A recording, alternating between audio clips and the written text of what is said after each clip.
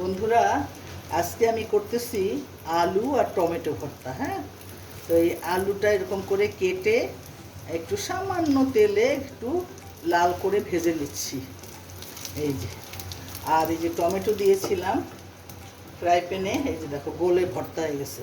টমেটোর স্কিনটা ফেলে আমি এটার মধ্যে নিয়ে নিব। আর আমি দেবো এখানে রসুন।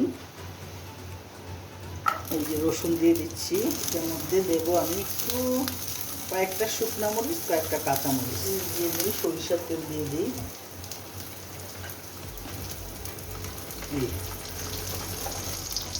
সরিষার তেল দিয়ে আমি এখানে শুকনো মরিচ দিচ্ছি। 4টা শুকনো মরিচ দিয়ে দিলাম।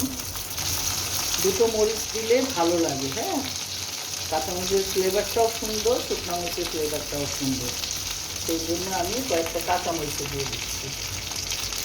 এই যে দিয়ে দিলাম। বাস, এটা আমার ভাজা ভাজা হয়ে গেলে একটু ঠান্ডা হলে আমি ব্লেন্ডারে ব্লেন্ড করব।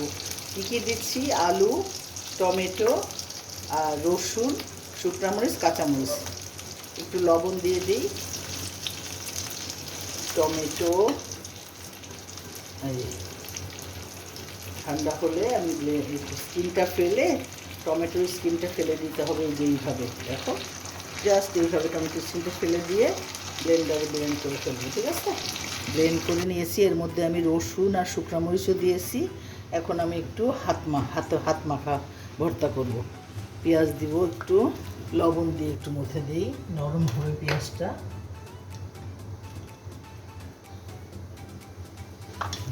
ভর্তা সবই মোটামুটি একই রকম, কিন্তু তোমার এই হাতের কারুকার্য যে যত সুন্দর মন দিয়ে মাখবে, মনের মাধুরী মিশিয়ে তত ভালো লাগবে। একটু ধনিয়া পাতা দিয়ে দিচ্ছি।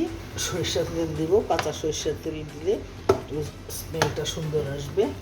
এই যে হয়ে গেল আমার আলু টমেটো ভর্তা। এই দেখো হয়ে গেল। টেস্ট করে দেখো, বেশ মজা। হাত মাখা ভর্তা, আলু ভর্তার মতো না, এটা টমেটো আছে যেহেতু একটু অন্যরকম লাগবে। এই যে খুবই ভালো লাগবে, একটু খেয়ে দেখো, ভালো লাগবে। তো ওকে, তাহলে আজকের মতো আল্লাহ হাফেজ।